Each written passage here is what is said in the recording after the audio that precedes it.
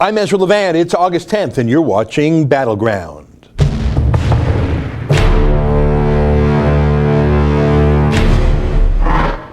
Hey folks, Ezra Levant here. I am the Rebel Commander here at The Rebel. That is a title I made up for myself because it sounds better than publisher or president. What we do every week, it used to be every day, but I just couldn't keep the schedule. I was traveling too much, is every Friday from 12 noon Eastern Time till 1 p.m. we have a live chat. I'm coming to you live, and as you can see, on the right-hand side of your computer screen, there's rolling comments. That's fun. But YouTube has invented something called Super Chat, which is, if you want your comments to be put in a bright highlighted color, or even appended to the top of that box, you can chip in a couple of bucks or pounds or pesos or rupees or whatever currency you use. And the great part of it is that we actually get a portion of that. I think we get 70% of the revenue, which is good because YouTube, of course, has cut off and demonetized most right-wing commentary sites like ours. So it's a fun way to get your comment highlighted, and it helps our bottom line. I enjoy the banter. I enjoy the back and forth. I like the fact that people from all around the world tune in. That's, of course, the nature of the internet. And I can see already that we have comments about our friend Tommy Robinson, which doesn't surprise me. Tommy, as you know, used to be a Rebel reporter. This spring he went independent, but in May, and we can show this dramatic arrest. We don't need the sound on. We'll just put it up in B-roll now, you guys. He was arrested outside the county court in Leeds. And of course, all he had done was standing outside the court saying, giving political commentary on the nationwide crisis of Muslim rape gangs in the UK. But for doing so, he was arrested, as you can see here, by no fewer than 7 police. And 5 hours from the moment he was arrested, he was packed off to prison. From arrest to prosecution to conviction to sentencing, to imprisonment, in 5 hours. How do you do that? Well, you do that illegally is how, as you know, Tommy Robinson eventually got a top team of lawyers together and filed an appeal. And that appeal was heard in mid-July. And on August 1st, the Court of Appeal, led by the Lord Chief Justice himself, threw out Tommy's conviction, set him free from prison, quashed the conviction, and it was a blistering decision that pointed out how every step of the way the law was broken against Tommy. Well, that's no help to him. Show the footage of him coming out of prison. Look how thin he was. And I tell you that because, of course, he was first put in prison in Her Majesty's Prison Hull, HMP Hull, which Tommy said was really the best prison for him. Of course, prisons are full of criminals, but in Hull, he was not under threat for his life. But look at him here. Look at him being released from HMP Onley, 40 pounds thinner. His pants are falling down. He's gaunt. You can see how emaciated he looks. Why was he so thin? Well, because he was in solitary confinement. Look at his pants. He's lifting his pants up. He was in solitary confinement, and so he couldn't join the rest of the prisoners as when they go to lunch. They have their tray, and they go down, and someone, scoops some mashed potatoes or whatever on their plate. Tommy couldn't do that. If he could do that, at least he could see the food was coming from the same bowl as the other prisoners were getting, but he was in solitary confinement, so a special meal was put together with the name Tommy Robinson on it. And of course, who works in the prison kitchens? Well, it is the prisoners who work in the prison kitchens, including, obviously dominated by the folks who dominate that prison, the Muslim gangs in prison. And so, on his very first day there in Onley, the prisoners would say, "Oi, Tommy, how's your food?" Implying that it was in some way poisoned, whether it was just spit at the very least or something worse or actual poison or ground up glass, who knows? Tommy immediately complained to the prison. Can we get an image of his letters of complaint? Tommy handwrote letters to the prison warden. They call them a governor there. And he explained that he did not and could not, he couldn't even drink drinks that were not in sealed containers. He had nothing to eat and nothing to drink. It was almost like an actual hunger strike. But it wasn't on purpose. Tommy did not want to go on a hunger strike. He was on a form of a hunger strike. It wasn't a strike. He was just didn't want to be poisoned, either by liquid or by solid. So in prison, they're allowed to spend a little bit of money. But he had to save that money to make phone calls to his wife at 60 pence a call. And the rest of his budget, he could buy 1 tin of tuna a day, because that was the only thing that was not tampered with, right? A sealed can of tuna. So Tommy, and can you call up, the Daily Mail did a story. They analyzed, show the story. The story shows these letters. So here's hold it there for a second, revealed. Handwriting expert claims that ex-EDL leader Tommy Robinson's jail complaint forms show he is insecure, resentful, and has low self-esteem. So scroll down a bit, show the letter. So here's a copy of the letter. Tommy handwrite basically saying, "Please, my lord, I'm starving. I cannot eat the food made by the prison gangs for fear of being poisoned. May I please have permission to buy more of my own food?" This is the letter of someone who's being physically tortured. He is being starved. And what does the Mail Online do? Do they say, "Oh my God, is this true? This explains why he looks so gaunt. This is shocking. Why did they reject his offer?" Instead of his request, instead of the scandal that these letters represent, what does the Daily Mail do? They bring in some graphologist, which is a junk science to begin with, and say, "Oh, tell us what Tommy's really like based on his handwriting." And they say, "Oh, he's insecure." Yeah, he was insecure. He was literally, physically insecure. He was in a prison dominated by Muslim gangs who were threatening to kill him on a daily basis. So yeah, that handwriting shows insecurity. Well, then it's pretty accurate, isn't it? But can you imagine? These are letters from a starving prisoner saying, "Please, governor," that's what they call the prison warden, "please, can I have some food?" And instead of saying, "Oh my God, why did they starve him?" they say, "Ha ha, look at that, look at how he signs his name. He's clearly, resentful." Can you imagine? That's what the media does. They don't care about human rights, of course. They don't care about the fact that he was in prison in the first place, a citizen journalist. That's the worst media in the world I've seen. It's far worse than in Canada, far worse than the United States. And it's not just the state broadcaster over there, the BBC. It's the private media. That was the Daily Mail I showed you. Just a disgrace. All right, it's 12:08. I've been rambling. Let me ask, have I missed any? I have not seen out of the corner of my eye any super chats. None have come through.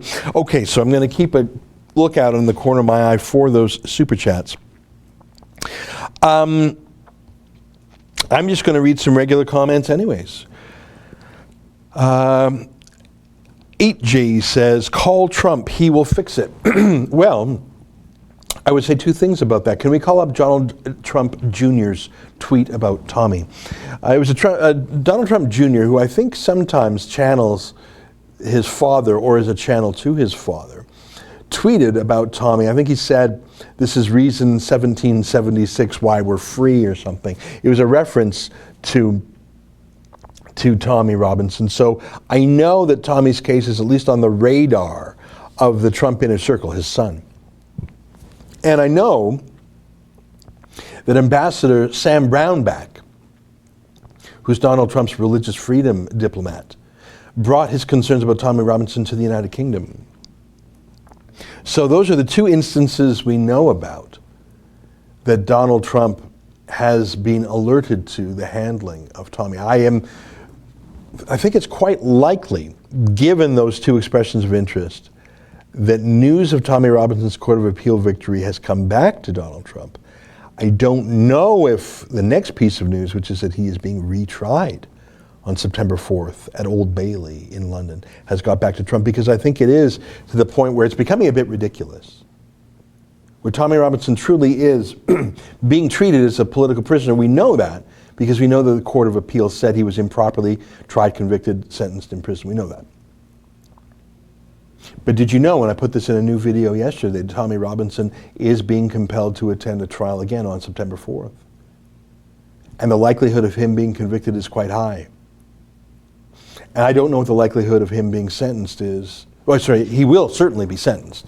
I don't know what the likelihood of whether or not that sentence is to any prison time. I just don't know. I see a super chat. Ethan Verderber says, "Oh, Tommy Robinson." That's the Tommy Robinson chant. It's a great chant. I had that as my ringtone while he was in prison. I thought that was a good thing to do. And the chant is good. And Tommy has a lot of fans, but the decision is being made in the courts. And they are impervious, generally, to political pressure. I think it would be appropriate for the United States to grant asylum to Tommy Robinson as a political prisoner. He was a prisoner of conscience. You know, I want to tell you a fact about Tommy. He was arrested in prison. So he was in prison already. How do you be arrested in prison? He was arrested in the prison for criticizing Islam. That's some news for you. I was talking to Tommy, in fact it was just today, he told me. He was in prison, in solitary confinement, and he criticized Islam, and he was arrested in the prison. Did you know that? That's insane. When people say the prison's run by the prison gangs, they literally mean it. They literally mean it. It's a Sharia law prison. That's a fact. That's a fact. Actually, you know, I've been talking to Tommy every day. And I don't tell you that to tell you tales out of school, but I tell you that because I'm concerned about him. I don't know if you saw my video yesterday at SaveTommy.com. I learned from Tommy that he will be compelled to attend court again on September 4th. I believe that he will be convicted. And I should tell you that Tommy's health is what you think it is. You saw him leaving court. I can tell you for a fact that he has been to the hospital twice. He's on vacation with his family, and it's true. He is on vacation with his family, trying to get away from the pressure, trying to reconnect to his family who he hadn't seen for 2.5 months. But it is also true that on his vacation, he has attended twice at the hospital. He is not well. Why doesn't Amnesty International care about that? Why don't Reporters Without Borders care about that? Why doesn't the Daily Mail care about that? Think about that. You get a letter. I mean, you know, letters from prison are a famous thing. Martin Luther King very famously wrote a letter, I think it was from Birmingham jail. Can you imagine Martin Luther King, political prisoner, moral conscience, civil rights activist in prison, and he emanated a letter from that prison. I can't remember if he handwrote it or he typed it. Can you imagine, instead of reading the contents of that letter, if some fool, some quisling state journalist said, "Aha, Martin Luther King's in prison. What's his handwriting like?" Are you kidding me? Are you kidding me? You're not going to read the letter itself. You're more interested in his handwriting. Are you mad? Yes, they are mad. There's a madness there. Tommy Robinson was starving. Tommy Robinson asked for the right to buy more food. He didn't even want it for free. He just wanted to buy more food. And the prison said, no, you can starve. He was not given medical care in prison. Did you know that? Do you think it's healthy to lose 40 pounds in 2.5 months? Think that's when you're only 170 pounds going in? Think that's healthy? Think that's good? If he were a Muslim detainee, a terrorist, he'd have a $10 million lawsuit against the government. He'd be getting state apologies right now. The Daily Mail itself just wants to talk about his handwriting. I see Blue Mazar says, rumor has it Julian Assange might testify in the U.S. Senate. What is your opinion? I have mixed opinions on Julian Assange. I know for a fact that when he leaked information about the U.S. military during its war in Afghanistan and Iraq, he leaked things that were of no political consequence but were of military consequence, including how the U.S. defeated IEDs. I know for a fact Julian Assange leaked information that revealed the identity of American confidential supporters around the world that led to their deaths. So, and I also know that WikiLeaks was set up to hold tyrannical governments to account, but for the first many years of its operation, it did not do so. It did not take on China or Iran or Venezuela or Cuba. It took on the United States. So I would say that WikiLeaks has a very checkered past.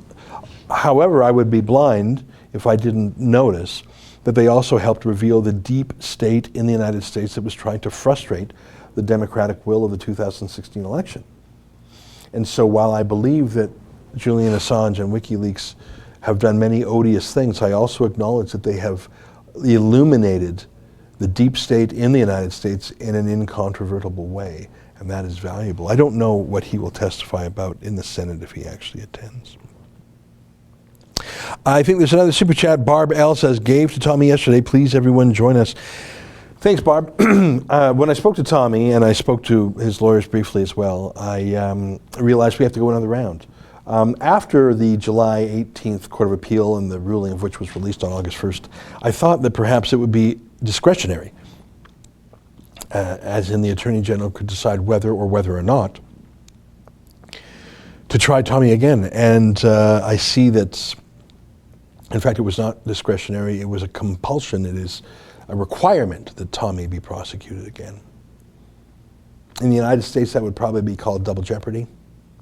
They'll just keep trying him until they convict him. The fact that he served 2.5 months in prison wrongly, I mean, we hear about wrongful convictions all the time, and typically they're met with an enormous compensation, or at least an apology. Neither of that was the case here. Don't you think it's outrageous that Tommy would be tried again for the same events in Leeds, and he will likely be convicted again and maybe sentenced again? Well, he will have a sentence whether or not it's in prison. Don't you find that outrageous? Don't you find that un-British? I want to read some more comments. It's 12:17. Feel free to make your comments. I know that I'll see them if you put them in a super chat bright color. Otherwise, I'll just go through and try and pick the ones that I can see quickly. Here's one. Lisa is happy to be sane, says, I can't stand Alex Jones, but it's bullcrap that he is being silenced. I was talking to my friend David Menzies today, and he compared Alex Jones to going to a World Wrestling Federation event. And I thought that's right, because it's entertaining, but it's sort of a shtick also. And I think a lot of people who watch wrestling know it's sort of an entertainment more than a 100% legit sport. But they watch it anyways for the entertainment. And my take on Alex Jones is that he's entertaining, he's over the top, but there's also a grain of ideology underneath it. He's a dissident, he's a government skeptic. He believes in personal freedom, he's against globalism. I think he is a universal skeptic. He's skeptical about everything, and he indulges skepticism about things that others don't even question. So sometimes that's dead right, and other times he's skeptical about things about which no skepticism is necessary, and thus he would come across as someone who indulges conspiracy theories. But is a conspiracy theory not just another way of saying an alternative hypothesis or a theory that needs to be proved true or false? For example, when Hillary Clinton and Barack Obama and Susan Rice and the rest of the Obama liars said the attack on the U.S. consulate in Benghazi, Libya, was simply a grassroots, spontaneous reaction to an online video put on YouTube by some filmmaker in California. That was their line, and they were sticking to it, and boy, they ran on that hard. It would have been called a conspiracy theory to dispute that. It would be a conspiracy theory to say, no, that's not true. That was actually an al-Qaeda attack. The attack happened to be on the anniversary of 9/11, which shows its symbolism, and don't believe the government, they're lying to you. Now that could be called a conspiracy theory, and it was, until the theory was proven to be a fact. Ranger Jesse Motivation says, it seems like the left controls the internet, but why do they get to control the internet? Why not the conservatives? Well, there's an irony there, because I think the internet, obviously, not only, first of all, the internet used to be called the DARPA net. Did you know that?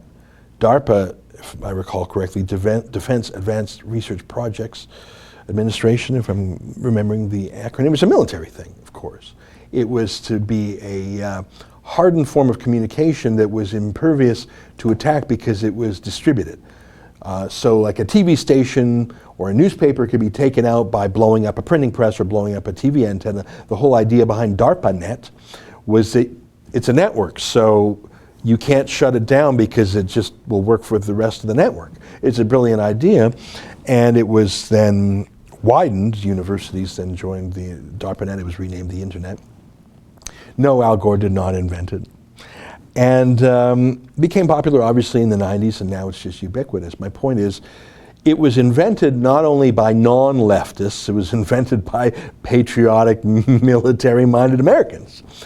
And the kind of person, what they look like, sound like, feel like, they were left-brained, science, technology, and engineering types, computer science types, who were sort of the opposite of social justice warriors. And yes, sorry to be ethnically stereotyping, but they were white guys, and Asian guys, and Jewish guys. I mean, if you look at the Google bosses, Sergey Brin, I can't remember his colleague, Russian Jews who were good at math and chess and stuff like that. Zuckerberg himself, an autistic white guy, Jewish math whiz. I don't think they are naturally liberal. If they had politics at all, they would be, I think, very objectivist. They would be probably libertarian. They would probably be those aren't feelingsy guys, you know. If you're someone who sits down and does a whole bunch of internet coding, if you're building algorithms, you're probably not someone who talks a lot about your feelings. You're probably someone who talks about math and numbers, which suggests to me that you're naturally conservative and opposed to the social justice warriors business. But that was the first wave of the internet. The second wave was the colonization of these companies by liberals who said, hey, you autistic, nerdy math whizzes, you are socially awkward and inept.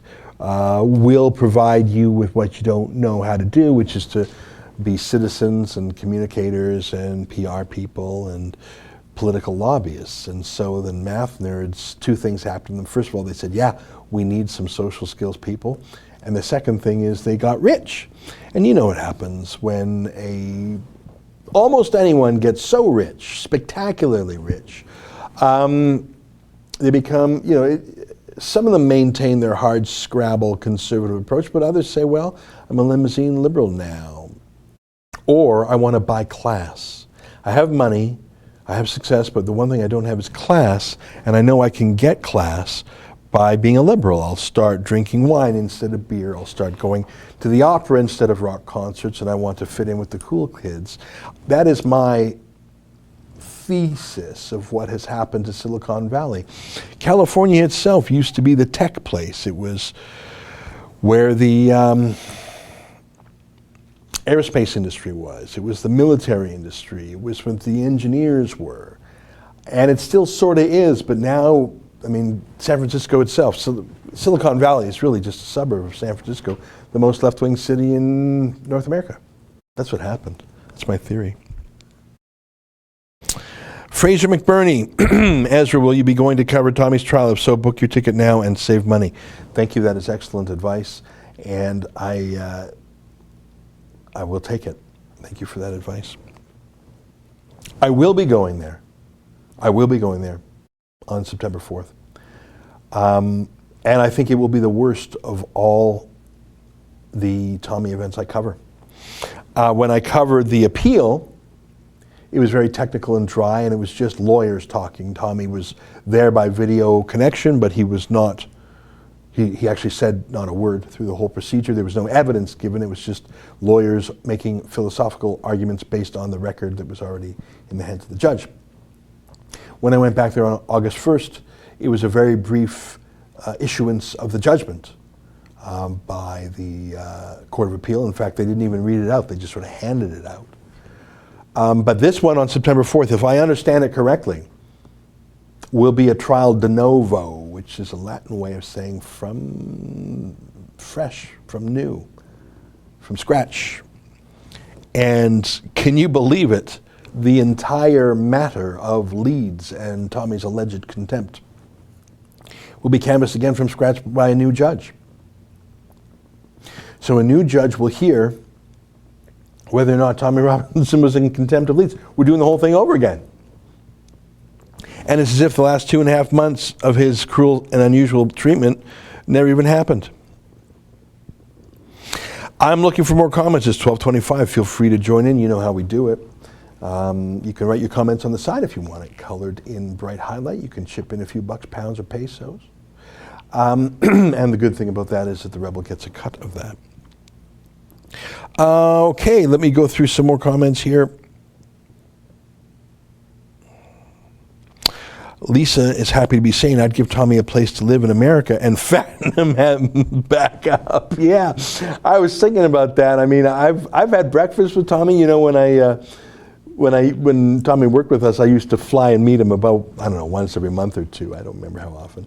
But I would get off the plane in Heathrow. It's a night flight. Like I would fly overnight from Toronto. It's a terrible flight. I mean, it's terrible. And I would land, and I was like an hour in customs, and I was just ragged. And then I would hop in a cab, and I would drive up to Luton. That's an hour plus. So I'd meet Tommy, and I just wanted a nap. And I hadn't had a shower since I left Toronto, and I was a mess. But it would be the morning there, right? So we would meet for breakfast, and you know those British breakfasts, it's quite something. They have like 7 different types of sausage, and they are black. And there's this like little black biscuity sausage, and they have beans, and of course they have eggs and toast, and they have so many weird things that we North Americans don't even understand. And they call it the full English or something, the full English breakfast. And it was quite something to behold Tommy Robinson having the full English breakfast. The lad liked to eat, and he was also very sporty, right? I mean, he loved to box. He was teaching his son how to box. Like, he was physically very fit. Tommy loved to eat, so for him to go really on a starvation diet is shocking. I think he will fatten up. I mean, I know Tommy, he likes to eat. I mean, he's not fat at all. In fact, he was very fit, and his arms. That's what shocked me when I saw him come out of prison. And then, of course, I met him that day. Like, his arms, you know, I'm not scared of Tommy, but I'm just saying they were serious arms. Like, they were muscular, and of course, they're just totally covered with tats. So it's, you know, so he's a physical guy. He's not tall, but he's like, you know, you wouldn't want to fight him. And then to see him come out of prison 2.5 months later, just shrunk, was shocking to see. Partly because, I mean, he wasn't fat to go in, but he was fit and muscular, and he was there, you know. And then to see him come out afterwards, his arms looked thin, his face and his eyes looked sunken. He did not look good. But yeah, I think he's going to fatten up. I see some super chats coming in. Let me catch up on those. Sorry, I see them out of the corner of my eye. Brian Corselman, $10. Thanks very much.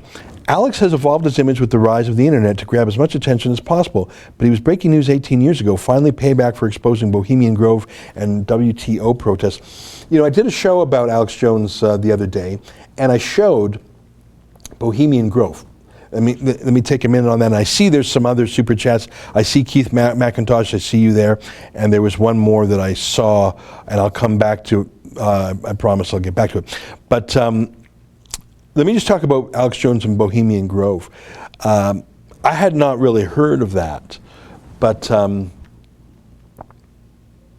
Bohemian Grove is a place. Grove. It's like a campground. It's pretty big. It's in California, and it's been the site of an annual retreat for more than a century, I think. It's sort of like Burning Man, or what are those other super gross desert carnival festival things that everyone goes and it's just really, really gross. Burning Man is close enough. So this is like Burning Man, but booze instead of drugs, and all guys, no girls, and average age is probably 70. Presidents, they tilt Republican, believe it or not, and international bankers and business tycoons. Stephen Harper went once, did you know? And so, like, it's an annual week-long like Lollapalooza for right-wingers, lots of booze hanging out. And so, you know, it would be like the Bilderbergers, but instead of meeting in a hotel called Bilderberg, they're in this Bohemian Grove. What does Bohemian mean? It's sort of free and let your hair down. And Bill Clinton once joked it's where Republicans go and just hang out all naked. I don't know if that's the case, but I know. Can we call up the Viz? Can we call up some B-roll? We don't need this. Actually, get the sound on it too. When he shows the the burning of Dulcaire. We played it on the show the other day. If you just go to Bohemian, you can find it in 1 second on YouTube. Alex Jones, Bohemian Grove. And I want to show there's this pagan ritual where they make this effigy and then they burn it with these incantations that I don't know if they're diabolical, but they certainly strike me as pagan. It's a 90-minute documentary by Alex Jones. I think it came out in the year 2000 or 2001. And he sneaked into Bohemian Grove. He sneaked in with a camera to this elite society. You know, you hear about all these secret societies, the Illuminati, the Bilderbergers, the Trilateral Commission. This is the kind of conspiracy stuff that Alex Jones talks about, right? And there's a temptation to say, well, that's crazy, that's kooky. But okay, throw the sound up. I'll be quiet. Put the sound up.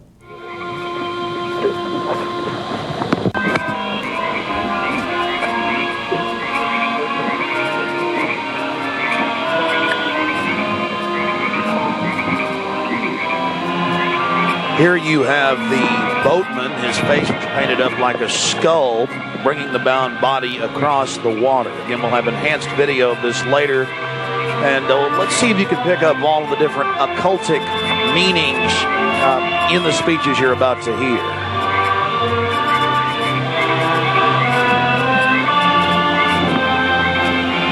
Forward to where they actually burn the crazy effigy. Yeah, here.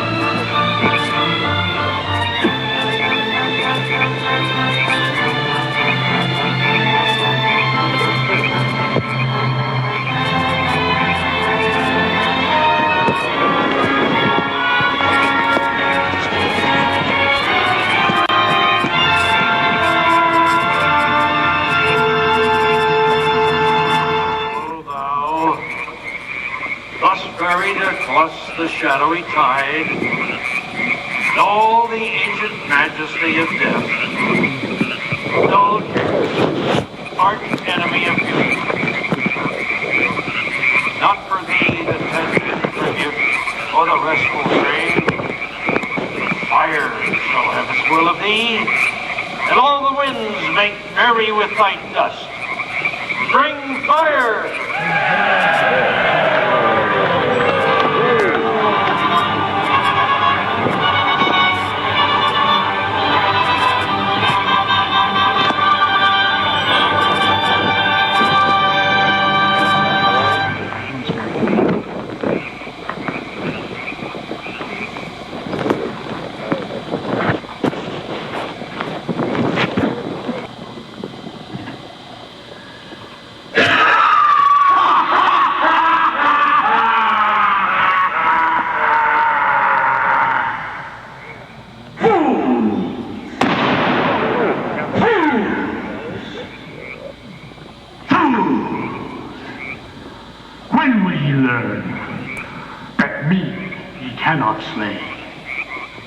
Year after year, ye burn me in this grove, lifting your puny shouts of triumph to the stars. But when again, ye turn your faces to the marketplace, do ye not find me waiting as of old?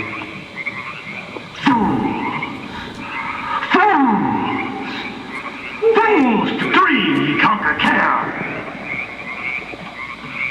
Thou mocking spirit, it is not all a dream.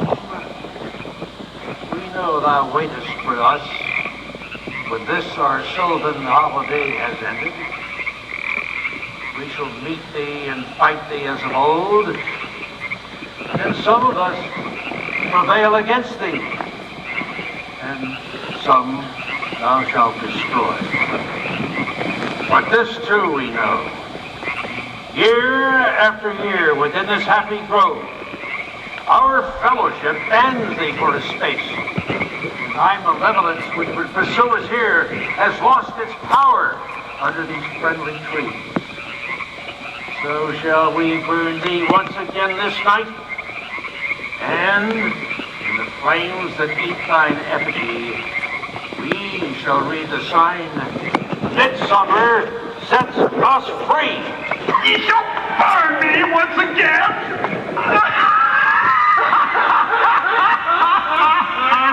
Now with these flames, which hither ye have brought from regions where I reign, ye fools and priests, I spit upon your fire.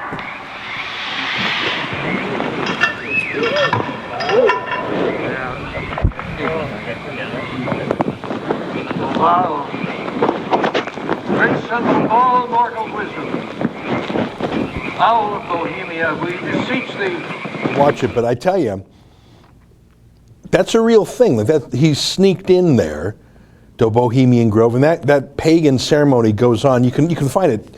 You should just Google Bohemian Grove, Alex Jones. You can see that was from the InfoWars site. It goes on. It's weird. Alex Jones calls that occult. Would you agree with that? Burning this, priest that medieval style, biblical style language, waiteth, whatever. I don't quite get it. They're burning dull care, and which I think they mean people who are worried about worldly things, and I don't quite get it. But would you agree with me that this is the stuff of Alex Jones's conspiracy theories, and at least in that one case of the Bohemian Grove, he was dead to rights. He didn't just see it, he recorded it. And I think that's the only recording of any substance that has ever been secreted out of the Bohemian Grove. So I didn't know about that journalism by Alex Jones until I'd say a couple years ago. Would you say that's impressive? Sneaking into the Bohemian Grove where there's literally presidents and generals and bank CEOs sneaking in with a camera, uninvited, and filming the burning of dull care and that whole weird effigy thing. And would you not say that's bloody interesting journalism? And would you not say that had you actually experienced that yourself, imagine the experience of sneaking in. You're scared, you're going to be outed, you're on a mission to get the facts. Imagine who you see. Maybe you don't know everyone. How would you know who's the president of this company, who's the leader of this foreign nation? You probably don't even know most of the people you see. Do you doubt that would shape your thinking about the hidden hand and hidden agendas and conspiracies? Do you doubt that having gone into the Bohemian Grove 20 odd years ago, that you would then be resistant to people saying, shut up, that's not true, shut up, you're exaggerating? Like if you had sneaked into the Bohemian Grove, filmed what he filmed, and been the first person ever to reveal it, you can imagine that would make a guy think, well, I know there's conspiracies out there because I actually broke a 100-year-old conspiracy that really was the fancy people meeting. You got to give him that. I think he's become an all-purpose omnibus skeptic dissident because of that, and I think that's okay. I think that's okay. So thanks for letting me show you some of the Bohemian Grove footage. You really should watch it. Isn't it funny how his voice has sort of changed over the years? He's become more Alex Jonesy, more gravelly, but that was his voice back then. All right, there's some super chats I'm going to catch up on. Thanks for letting me show you that. I found that very interesting the first time I saw it, and I tried to understand what was going on there. Keith McIntosh, 100 Mexican pesos, comments on Faith Goldy for mayor of Toronto. Sure. As you know, Faith Goldy, I met her when she was at the Sun News Network, and she joined us at The Rebel, I guess 2 years ago. And she was our star journalist, no doubt about it. Did some of our best work, investigative work. She traveled with us around the world from India to, she came with me to Iraq last summer. And I don't want to get into the details of her exit because we've covered that before and I have a video to that effect. But basically a year ago she went, contrary to my wishes, to the Charlottesville alt-right gathering. And I said to her, don't go to that. Even if you just go neutrally, it'll be misconstrued by your haters. They'll conflate you with them. But she went, and you know, I wasn't thrilled with that.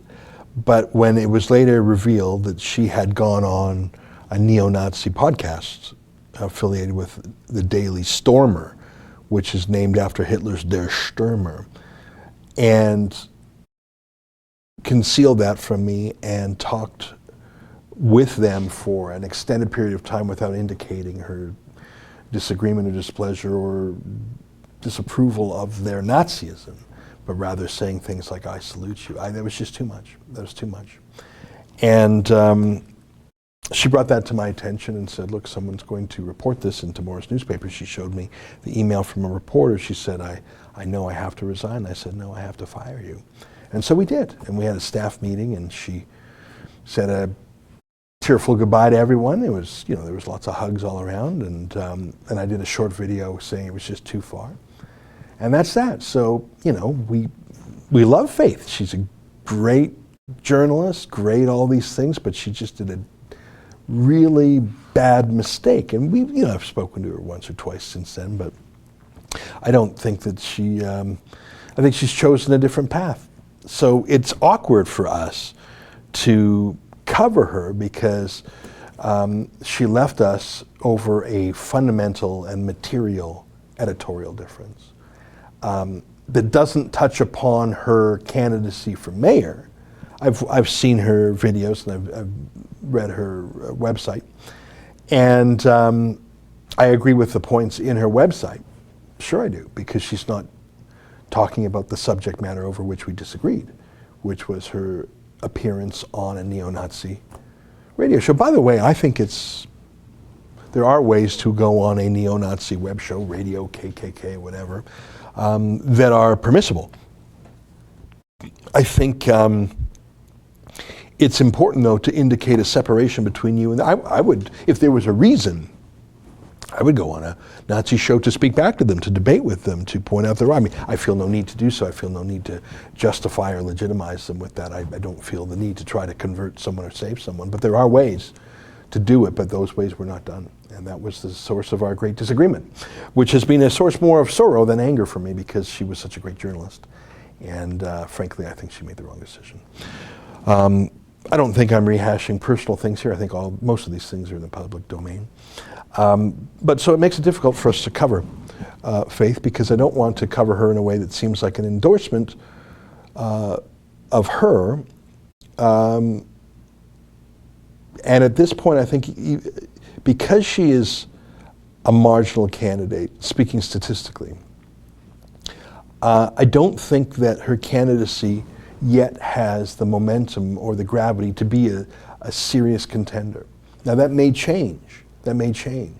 But I note that for the first week or so, she didn't have a website, didn't have a campaign manager. I don't even think she has one now. I don't know. She's got a website up, but I think it's really a Twitter campaign. I think it's just sort of an online campaign, which is a fun media activity. But of course, my guess is that maybe 10% of her Twitter followers are in Toronto. So it's a Twitter campaign doesn't really work when you're running in one geographical location like the city of Toronto. So I think, to be very candid, and I would say this to her if we were talking here, having a success on Twitter is very different from getting votes in a particular municipal city. I remember when my friend Stephen LeDrew, who I like very much, he used to be the president of the Liberal Party of Canada. He was a very popular media feature in Toronto. In a last-minute-ish kind of way, he threw his hat in the ring for mayor of Toronto a few years back, and it felt similar. It was sort of a media PR thing, and Stephen was very affable, very likable. Everyone liked him, but He didn't have a website. He didn't really have a team, and he got, I think he was in the single digits, and it was a fun media shtick, but it just didn't have the boots on the ground. And that's my assessment of Faith's campaign. I think that the issues she's running on are legit. I generally would agree with the policies she's outlined on her platform, but it is my assessment that the campaign itself is not a serious political activity. It is a Twitter campaign. It's fun, it's PR and buzzy, but I don't think it's got any legs. Now, I could be wrong. If I saw a poll showing that she was out of the single digits and that she had some penetration into the mind of Torontonians and that she was being considered, I think that to cover her in that instance would be legit, because she's a contender, and if you're a contender, there's got to be a dozen people running for mayor in Toronto. We're not covering, we're not doing a lot of coverage of the race at all, really. But we wouldn't cover any other candidate who was going to get 1 or 2%. We just wouldn't. And to cover Faith when she's only in the 1 or 2% range, which is my guess of what it's going to be, would be something we would do for a Rebel staffer. But we left her in an unhappy way. I still regard myself as a friend with her, even though I'm not friendly. I haven't talked to her more than a couple times in the last year. So there you go. That's me being very candid. I think she made a big mistake a year ago, and I think at the time she knew it, but she sort of glossed that over and rewritten that narrative. I don't think it's a serious campaign for mayor. If that changes, I think we'll cover it. If Faith Goldy becomes a legitimate challenger for the position of mayor in Toronto, that would be an interesting story that we would cover, and we would probably indicate in some way that she was a former staffer that we said goodbye to, for cause. But we would cover it as a legit news story. I just have to say, it doesn't feel like a legit news story yet, because I just don't believe that there's any traction. Show me a poll to the contrary, and I'll change my mind. But right now, if the vote were held today, I think she would be lucky to get a couple percent. I just don't think there's any penetration into the mind of the electorate. There you go. If I'm happy to take a contrary point of view. Let me see if I've missed any. Here we go. Tommy was malnourished in prison, says Savvy Dude 1. Needs IV minerals. Myers push from a naturopath. I have not given Tommy a prescription. I know he's been to the hospital twice. He's a grown man, and he's got a wife, and he's talked to at least 2 doctors, and hopefully he's getting fattened up, and not just fattened up, obviously. Hopefully he's getting the minerals and vitamins and other things to get there. And of course, there's the psychological aspects too.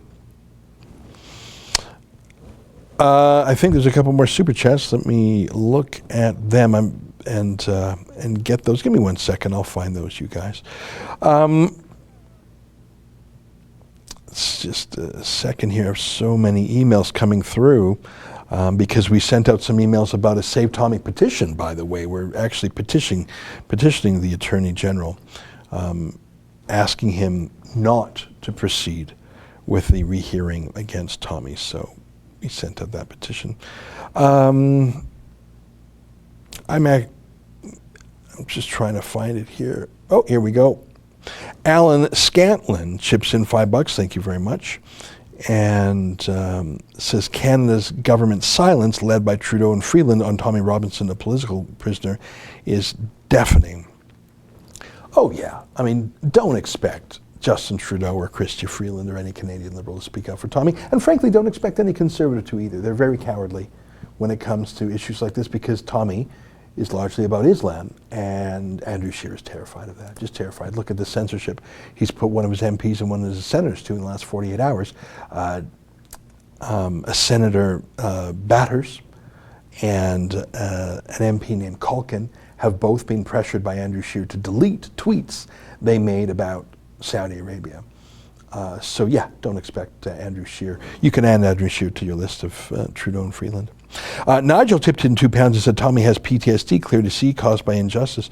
Yeah, you're right. And that's not just a political opinion, that's a medical opinion. Tommy was diagnosed with PTSD after his last horrific prison experience, because remember, he's forced to be in solitary, not because the judges actually order that on him, but rather because if he's not in solitary confinement, he'll be killed by Muslim prison gangs. So you're not meant to be in solitary confinement for months and months and months at a time. It's only a tremendously acute punishment to someone.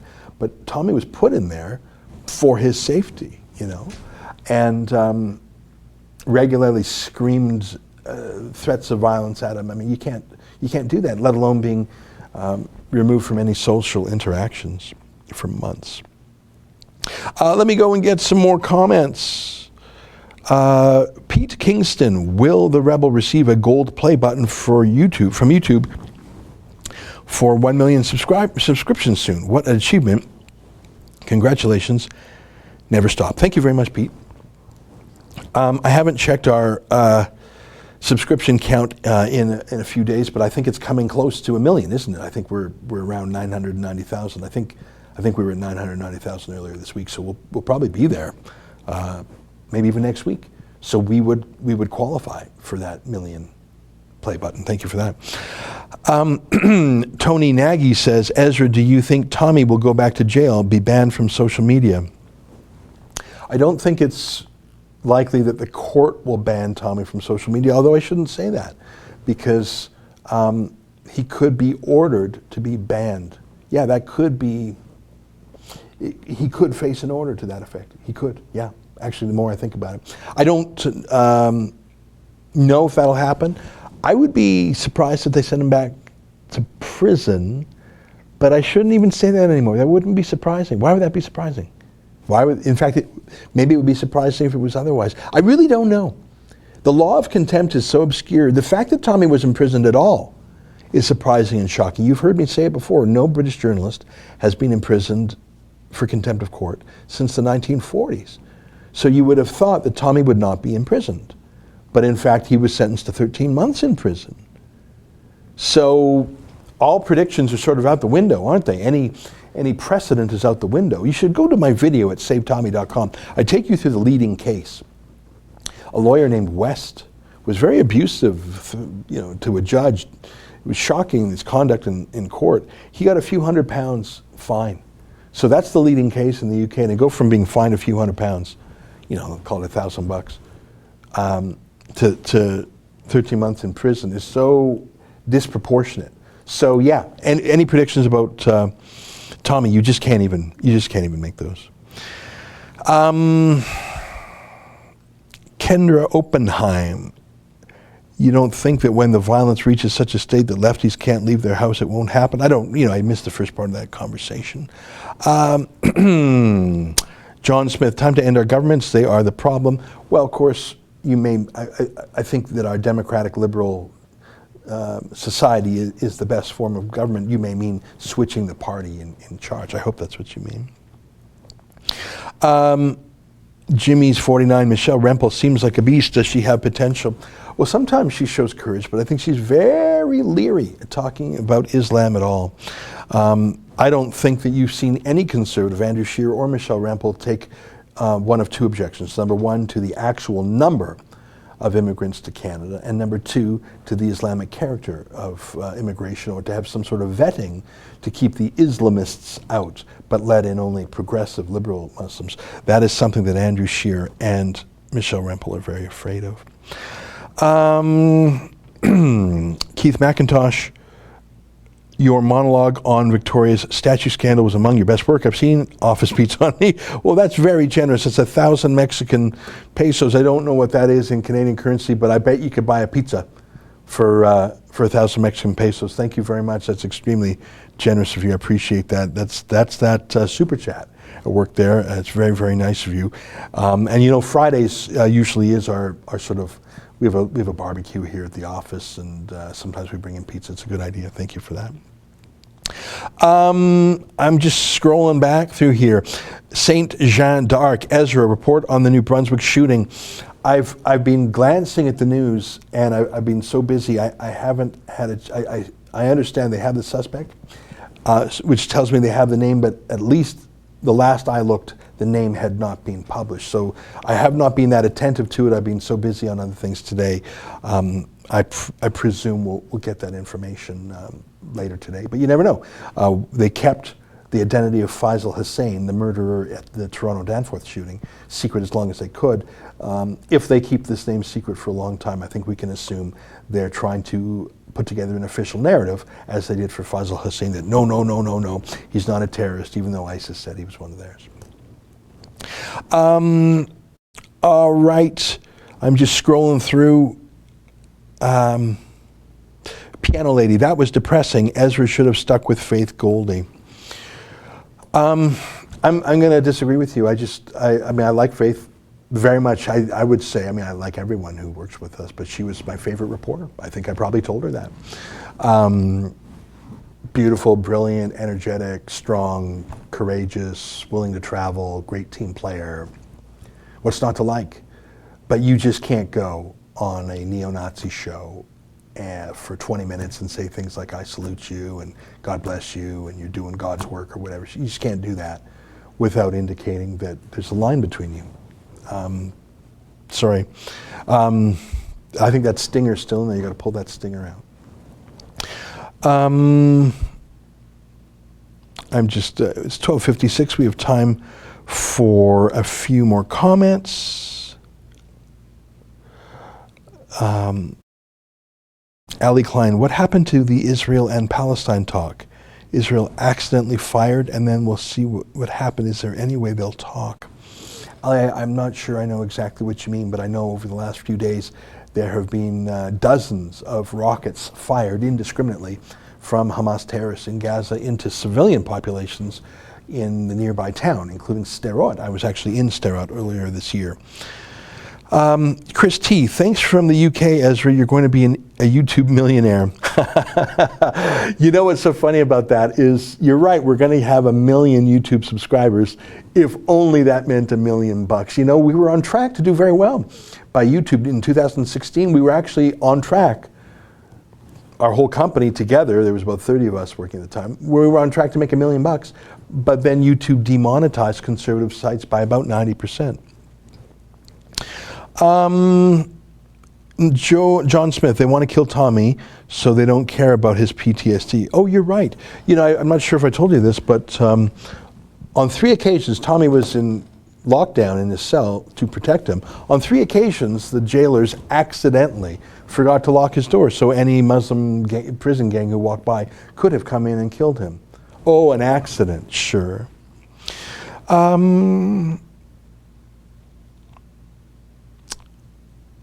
Amanda Joy says, I'm signing Tommy's petition now. Yeah, let me say that one last time. I don't know if you know this, but on July 18th, I actually met Jeffrey Cox, the new Attorney General. By chance, he was at court being sworn in. I sat and watched it. It was quite a nice ceremony. And afterwards, I went right up to him and I shook his hand. I said, congratulations. And then I asked him about Tommy Robinson. And he said, and I believe him, that he was not briefed on the matter. He had been so busy preparing to be Attorney General. Okay, so now he's had a chance to get briefed on the subject. And so if you go to SaveTommy.com, we have a petition that we will personally deliver to the office of the Attorney General, demanding that they stop the persecution of him. So if you want to chip into Tommy's legal bills, feel free. Unfortunately, we've got to go to court one more time. And you can also sign this petition. And we will deliver that to the Attorney General. Maybe Tommy himself will deliver it, or maybe we will, I don't know.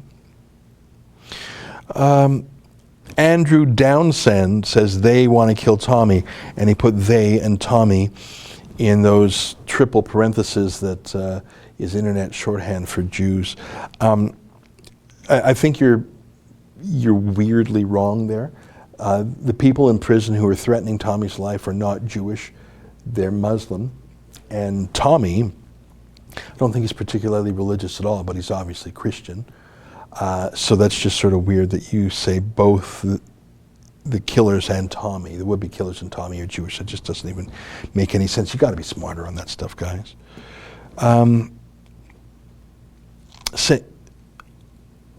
It's 1 o'clock. Sorry, I was trying to make sense. Sometimes the comments when I was reading them there, they refer to other comments, so I was sort of reading them in real time. We covered a lot of comments. We covered some heavy talk about Faith. Look, I like Faith. She's tough not to like. She's very likable. She's very agreeable. I think that was the problem, though. She went down there to Charlottesville and was too agreeable with bad people, or with people who had views that she needed to distance herself from. And I think she's paying the price for that politically now. I think if Faith had come back and drawn a bright line between her and the Daily Stormer, then she wouldn't be suffering the marginalization she is right now. I mean, she's been kicked off Patreon, kicked off PayPal. She's been demonized by the mainstream media. And I think it's because she just would not draw that bright line. And that's a shame, because I don't think that's her. I was with her in Israel. I think she's a turbo-Zionist. I think she's a philo-Semite, a Jew lover. I don't think she's a neo-Nazi. And that's why it puzzles me that she wouldn't pull the stinger out and that she went on there. I think she was too agreeable to them.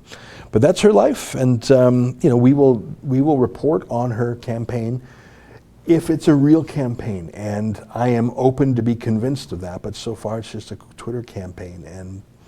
And especially given the challenges and how we say goodbye to her, I just don't think it's something we're going to cover. I hope you accept my answer to that, because that's honest, and I hope I wasn't too dishing about internal stuff, but it's something that people ask us about. It's absolutely true. She was, if not my favorite, one of my favorite people we've ever worked with here at The Rebel. Tommy's, we've had a lot of handfuls, haven't we? We've had a lot of colorful characters pass through the doors here at The Rebel in our 3.5 years. Oh well. We're called The Rebel. We're not called The Establishment, are we? It's 101. We've been doing this for... Oh, there's one last super chat. Let me read that. Oh, Pete Henderson chipped in $10. Thanks very much for that, Pete. We're going to wrap up today. I do this every Friday, so if I didn't get around to your question, please come back on Friday next week.